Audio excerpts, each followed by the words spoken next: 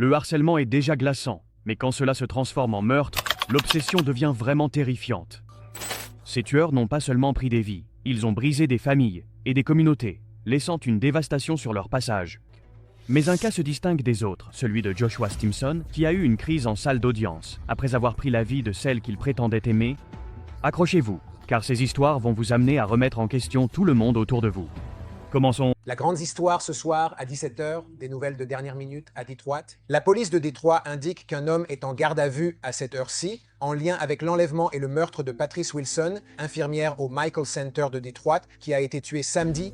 Regardez cette personne, qui traîne à l'extérieur, chapeau sur la tête, masque sur le visage et une longue perruque blonde. Les procureurs et la police disent qu'il s'agit de Jamir Miller, âgé de 36 ans. Un matin tranquille de mai à Détroit, Michigan, l'infirmière Patrice Wilson a terminé son service de nuit dans un hôpital local. À son insu, Jamir Miller se cachait dans l'ombre. Son ex-petit ami devenu harceleur, alors qu'elle montait dans sa voiture, Miller l'a attaqué, s'introduisant de force dans le véhicule sous la menace d'une arme. Cet enlèvement se terminerait par un crime glaçant qui a secoué la ville, jusqu'à ses fondations. Et c'était un homme qui, selon les allégations, ne la laissait pas tranquille, ne répondait pas à ses souhaits de l'ignorer. L'obsession de Miller pour Patrice a commencé après la fin de leur relation. Incapable d'accepter qu'elle passe à autre chose, il a commencé une campagne de harcèlement, une campagne qui a dangereusement escaladé avec le temps. Les autorités ont ensuite révélé que Miller avait un passé de violence, y compris des liens avec la disparition en 2011 d'une autre petite amie. Malgré son comportement alarmant, personne n'aurait pu prédire les événements horrifiants qui se sont déroulés. Dehors, son prétendu plan d'enlever son ex-petite amie, l'infirmière Patrice Wilson. Miller sait où Wilson travaille. Il sait quand elle finit son travail. Ce matin fatidique, Miller a enlevé Patrice sur le parking de l'hôpital. Les images de surveillance ont capturé le moment terrifiant, montrant son désespoir pour tenter de se libérer. Tragiquement, son corps a été découvert le lendemain dans le coffre de sa voiture, abandonnée, dans un quartier à des kilomètres de là. Elle avait été abattue à la tête, une exécution froide et calculée.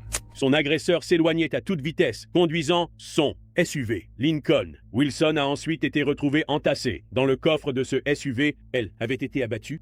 L'affaire s'est rapidement dénouée, alors que les détectives retraçaient les mouvements de Miller en utilisant des images de surveillance, des témoignages de témoins et des preuves numériques. Les enquêteurs ont constitué un dossier accablant. Miller a tenté d'échapper à la justice, mais a été arrêté quelques jours plus tard. Son casier judiciaire, qui comprenait plusieurs infractions, brossait le portrait d'un homme avec une rage incontrôlée et un passé dangereux. Elle essayait simplement de vivre sa vie, de travailler dur et de mettre fin à une relation qu'elle savait néfaste pour elle. Lors de son procès, les procureurs ont souligné le schéma de Miller qui consistait à cibler les femmes qui le rejetaient. Les témoignages de membres de la famille, d'amis et même d'inconnus ont illustré la peur et la dévastation qu'il a laissée derrière lui. Son effroyable manque de remords était pleinement visible alors que les preuves s'accumulaient contre lui. Miller appelait des coupables de meurtre au premier degré et d'enlèvement. Faisant face à une peine de réclusion à perpétuité sans possibilité de libération conditionnelle, la salle d'audience était tendue alors que la famille de Patrice l'affrontait, leur voix tremblant de chagrin et de colère. Malgré leurs supplications émotionnelles, Miller est resté impassible, son expression dépourvue de remords. Sa condamnation a marqué la fin d'un chapitre sombre pour Détroit, mais a laissé des questions sans réponse sur la capacité du système judiciaire à prévenir de telles tragédies. Livingston dit qu'elle ne peut pas supporter l'idée de perdre un autre enfant. En 2003, j'ai perdu un fils. Il faisait du vélo et il avait 15 ans dans la voiture. Des membres de la communauté ont organisé des veillées, pleurant la perte d'une femme pleine de vie dont la vie a été interrompue par une violence insensée. Dans la salle d'audience, la mère de Patrice a prononcé une déclaration puissante, racontant le moment dévastateur où elle a appris la mort de sa fille. Je ne te comprends pas. Quel genre de personne es-tu? D'où viens-tu? Qui peut même te soutenir? Son manque de réaction n'a fait qu'accentuer l'indignation des personnes présentes. Pour la famille de Patrice, il n'y avait pas de clôture. Seulement la connaissance douce amère que son meurtrier passerait le reste de sa vie derrière les barreaux. Le manque de remords de Jamir Miller a mis en lumière les conséquences terrifiantes d'une obsession devenue mortelle. Mais le prochain cas concerne Harvey Nichols, un homme dont la fixation a dégénéré en un crime brutal, laissant une communauté bouleversée.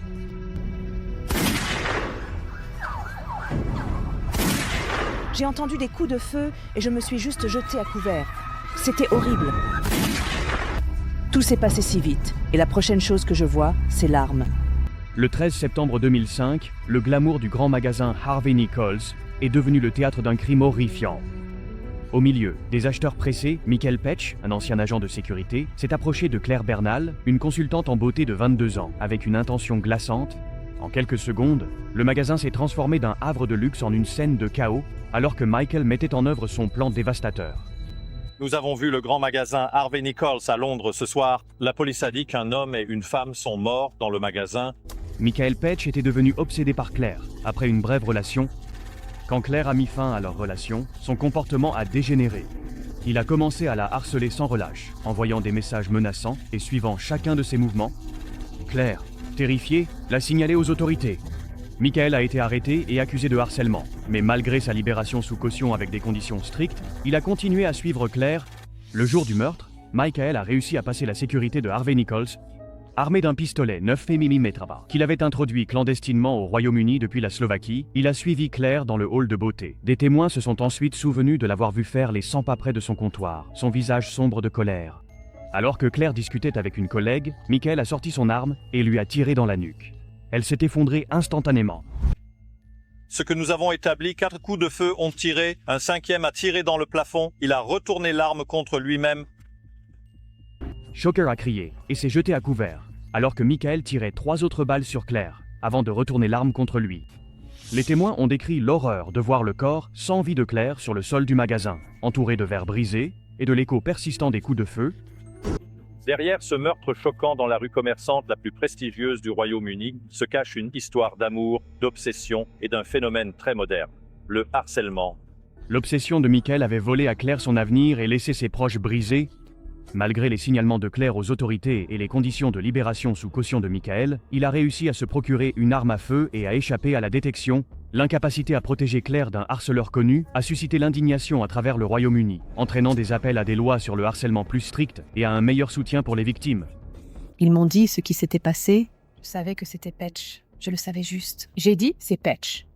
La mère de Claire, Patrice Bernal, est devenue une fervente défenseur des victimes de harcèlement, consacrant sa vie à sensibiliser et à militer pour des réformes légales. Elle était si pleine de vie, se souvient Patrice, la voix brisée. Personne ne devrait endurer ce que Claire a vécu. J'ai appris qu'il existe un autre monde dans lequel nous vivons. J'ai été mise en cocon et j'ai mis mes enfants en cocon. L'indignation du public suite au meurtre de Claire a conduit à la création d'organisations comme Protection Against Stalking. Bien que la justice ne puisse pas ramener Claire, son histoire est devenue un catalyseur de changement, donnant de la force à d'innombrables victimes de harcèlement qui craignaient de n'avoir aucune voix. Notre prochain cas porte le harcèlement à un nouveau niveau.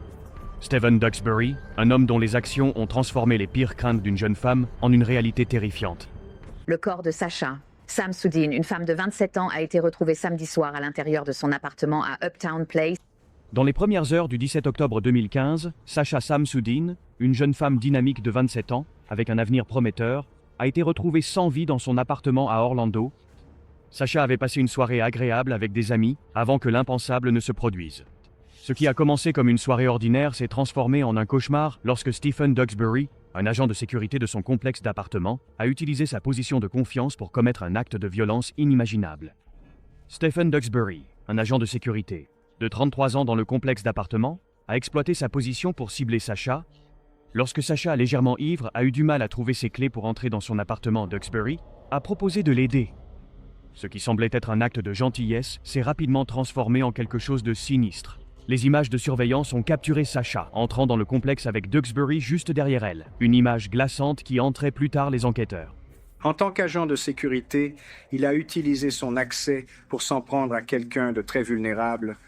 Ce qui s'est passé ensuite s'est déroulé derrière des portes closes, mais les preuves racontaient une histoire d'horreur.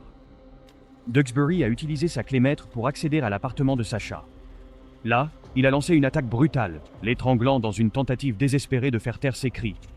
Sacha s'est battu pour sa vie, griffant Duxbury et laissant des preuves ADN sous ses ongles, un témoignage silencieux de son combat.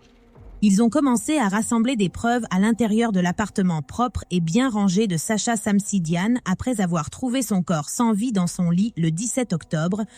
Le matin suivant, les amis de Sacha s'inquiétèrent lorsqu'elle ne répondit pas à leurs appels ni à leurs messages. Leurs craintes se sont transformées en dévastation lorsque son corps sans vie a été découvert dans son appartement, enveloppé dans une couverture. Les enquêteurs se sont rapidement concentrés sur Duxbury après avoir découvert des preuves accablantes, l'utilisation abusive de la clé FOB, des incohérences dans son alibi et l'ADN de Sacha trouvé sur lui. La communauté, autrefois confiante envers son personnel de sécurité, a été laissée sous le choc et dans la peur. C'est le résultat d'une asphyxie et d'un type particulier d'asphyxie, l'étranglement manuel. Le procès était éprouvant. Le ministère public a méticuleusement présenté les preuves, brossant un tableau glaçant d'un homme qui a trahi sa position de confiance pour satisfaire ses désirs tordus. La famille et les amis de Sacha ont rempli la salle d'audience. Leur chagrin était palpable, alors qu'ils revivaient les détails horrifiants de ces derniers instants. Duxbury, qui n'a montré aucun remords, a clamé son innocence et a tenté de rejeter la faute sur d'autres. Mais les preuves étaient accablantes. Le jury a délibéré pendant seulement 5 heures avant de le déclarer coupable de meurtre au premier degré, de tentative de viol et de cambriolage. Il a été condamné à la réclusion à perpétuité sans possibilité de libération conditionnelle, s'assurant qu'il ne nuirait plus jamais à une autre victime innocente. La mère de Sacha s'est tenue devant le tribunal, sa voix tremblante mais déterminée, alors qu'elle décrivait le vide laissé dans leur vie. Les amis ont raconté la chaleur et l'ambition de Sacha, contrastant l'avenir radieux qu'elle avait avec l'obscurité de sa fin. L'attitude froide et détachée de Duxbury pendant ses témoignages a ajouté une couche de douleur supplémentaire pour ceux qui cherchaient à trouver un apaisement. L'affaire a servi de rappel glaçant sur la façon dont les prédateurs peuvent se cacher à la vue de tous, même sous le déguisement de la protection. L'image troublante des derniers instants de Sacha et de son combat pour survivre a laissé une empreinte indélébile sur la communauté, et au-delà. Mais si cette trahison de confiance vous a choqué, le prochain cas va encore plus loin. Martin Muniz, un homme qui s'en est pris à ceux qui lui étaient les plus proches. Ce n'est pas fou. Et vous pouvez voter à l'adresse et vérifier. L'adresse est 3718 McCourt. Mais je veux que vous me menotiez d'abord. Tout a commencé comme une soirée ordinaire de janvier 2023 sur McCourt à Cleveland, où un quartier tranquille s'est transformé en cauchemar. 4 membres d'une famille ont été abattus brutalement chez eux, et une fillette de 8 ans a été laissée gravement blessée, mais s'accrochant à la vie. L'attaquant, un proche en qui ils avaient autrefois confiance, Martin Muniz. Ce massacre n'était pas aléatoire. C'était une éruption de violence calculée qui a choqué toute une communauté. La relation de Muniz avec sa famille a toujours été tendue. Il se disputait souvent avec eux à propos de blessures perçues et de tensions non résolues. Le 13 janvier 2023, Martin Muniz est arrivé au domicile familial avec la vengeance en tête.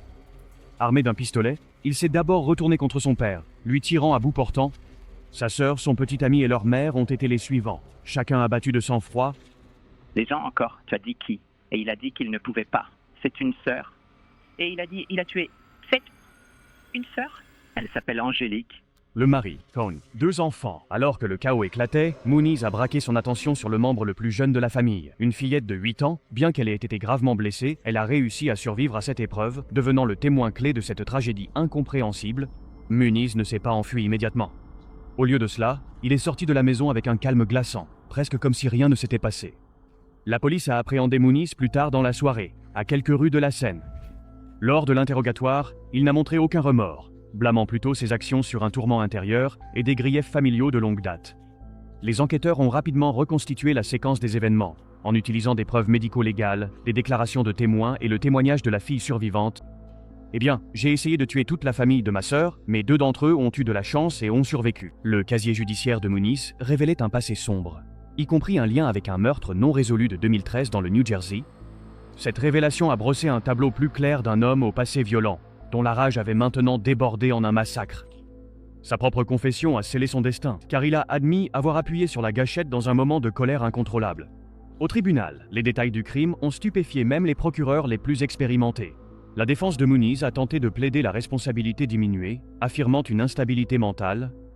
Mais le jury n'a pas été influencé. Le verdict, coupable de tous les chefs d'accusation de meurtre, tentative de meurtre et autres charges, Muniz a été condamné à la prison à vie. Une punition que certains membres de la famille estimaient trop clémente pour les horreurs qu'il a infligées. La famille est maintenant venue des 4 coins du monde pour dire au revoir et être ici, alors que la petite Iyana, âgée de 8 ans, continue de se battre. Les membres de la famille des victimes ont exprimé leur chagrin et leur colère, un proche qualifiant Muniz de monstre déguisé. La survivante, de 8 ans, maintenant en thérapie, fait face à une vie de traumatisme, hantée par les souvenirs de cette nuit-là. Le suspect semblait presque sourire lorsque le procureur a mentionné ses victimes. Pendant ce temps, Muniz restait impassible. Son absence de remords alimentait encore plus l'angoisse de ceux qui sont restés. Dehors du tribunal, des voisins et des amis ont allumé des bougies, et organisé des veillées pour la famille assassinée, luttant avec la réalité que ce genre de mal avait vécu parmi eux. Cette affaire a laissé une cicatrice indélébile sur la communauté, un rappel glaçant de la profondeur de la trahison. Le prochain cas porte le harcèlement à un tout autre niveau. Joshua Stimson n'a pas seulement pris une vie, son comportement calculé et obsessionnel révélait un prédateur terrifiant qui ne reculait devant rien pour contrôler sa victime. Joshua Stimson est devenu de plus en plus menaçant après que Molly a mis fin à leur relation lorsqu'il s'est présenté à sa salle de sport ce jour-là. Molly McLaren était une jeune femme brillante et ambitieuse de 23 ans, avec tout son avenir devant elle. Elle aimait le fitness, poursuivait un diplôme en santé et nutrition, et illuminait la vie de tous ceux qui l'entouraient. Mais sous la surface de sa vie heureuse se cachait une ombre sombre. Joshua Stimson, un homme qui est passé d'un ami charmant à un harceleur implacable. Leur rencontre sur Tinder semblait inoffensive au début, mais cela allait dégénérer. Dans un cauchemar qui s'est terminé par une tragédie inimaginable, Molly et Joshua ont commencé à sortir ensemble en novembre 2016, mais la relation s'est rapidement détériorée. Stimson affichait un comportement obsessionnel et contrôlant, la bombardant de messages, surveillant ses réseaux sociaux et réagissant avec colère lorsque les choses ne se passaient pas comme il le souhaitait. Molly a mis fin à la relation en juin 2017, mais Stimson a refusé d'accepter sa décision. Il s'est rapidement transformé en un personnage très désagréable et manipulateur. Elle était bouleversée chaque jour. Son harcèlement a rapidement pris de l'ampleur. Il a commencé à laisser des publications cryptiques sur Facebook, mentionnant Molly par son nom et insinuant qu'elle était promiscue. Il l'a également suivie dans des lieux publics, y compris sa salle de sport, où les caméras de surveillance ont ensuite révélé qu'il la surveillait à chaque mouvement. Malgré les tentatives de Molly de couper les liens et même d'avoir signalé Stimson à la police, il a continué à se fixer sur elle, transformant sa vie en un état constant de peur et d'anxiété. Lorsque les caméras de surveillance ont capturé Stimson suivant Molly dans une salle de sport dans le quartier du port de Chatham, il était déjà coupable de la harceler. Le 29 juin 2017, Molly a décidé de s'entraîner à la salle de sport de Chatham, dans le Kent, espérant retrouver un sentiment de normalité. À son insu, Stimson l'attendait dans le parking, ayant méticuleusement planifié son attaque. Les caméras de surveillance ont capturé son comportement glaçant alors qu'il la suivait à l'intérieur, restant proche mais gardant ses distances, tel un prédateur, traquant sa proie. Lorsque Molly a quitté la salle de sport et est montée dans sa voiture, Stimson a frappé. Armé d'un couteau qu'il avait acheté quelques jours plus tôt, il a forcé son entrée dans son véhicule et a commencé une attaque violente. Molly s'est battue désespérément pour s'échapper, mais la rage de Stimson était implacable. Au moment où les services d'urgence sont arrivés, Molly avait succombé à ses blessures. Elle avait été poignardée plus de 75 fois. Stimson a été arrêté sur les lieux, ensanglanté et sans remords. Lors de son procès, l'accusation a présenté une montagne de preuves démontrant son intention calculée, allant de ses comportements de harcèlement à l'achat de l'arme du crime. La défense de Stimson a plaidé la responsabilité diminuée, affirmant une instabilité mentale, mais le jury a rejeté cela sans hésitation. Stimson a affirmé qu'il souffrait d'une condition mentale, mais le jury a déclaré que c'était un meurtre. En février 2018, Joshua Stimson a été reconnu coupable du meurtre de Molly et condamné à la réclusion à perpétuité avec un minimum de 26 ans. Le juge a décrit ses actions comme une attaque brutale et soutenue, motivée par un besoin de contrôle et de vengeance. Au début, nous étions tous les deux vraiment forts, et là l'un pour l'autre, mais maintenant, Doug semble être seul. La famille et les amis de Molly ont partagé des histoires d'une jeune femme pleine de vie, volée trop tôt. Leur chagrin était palpable. Alors qu'ils font face à l'homme responsable, l'une des associations impliquées a déclaré « C'est une catastrophe qui attend d'arriver ». Mais ce n'est pas une catastrophe qui attend d'arriver, elle est déjà arrivée. Stimson n'a montré aucun remords. Son comportement froid n'a fait qu'accentuer la douleur de ceux qui pleuraient la perte de Molly. La tragédie a mis en lumière les échecs systémiques dans la protection des victimes de harcèlement, suscitant des appels généralisés au changement dans la manière dont les autorités gèrent de tels cas. Les parents de Molly ont depuis consacré leur vie à sensibiliser sur le harcèlement et à soutenir d'autres familles touchées par des crimes similaires. Cette affaire est un rappel glaçant de la rapidité avec laquelle l'obsession peut devenir mortelle et des conséquences dévastatrices pour ceux qui restent. Les crimes glaçants de ces tueurs harceleurs ont montré jusqu'où l'obsession peut pousser quelqu'un à commettre l'impensable. Mais nous ne faisons que gratter la surface. La prochaine vidéo sur votre écran plonge encore plus profondément dans les esprits les plus sombres, exposant des crimes choquants et les moments qui ont laissé le monde stupéfait. Ne détourne pas le regard. Continuez à regarder.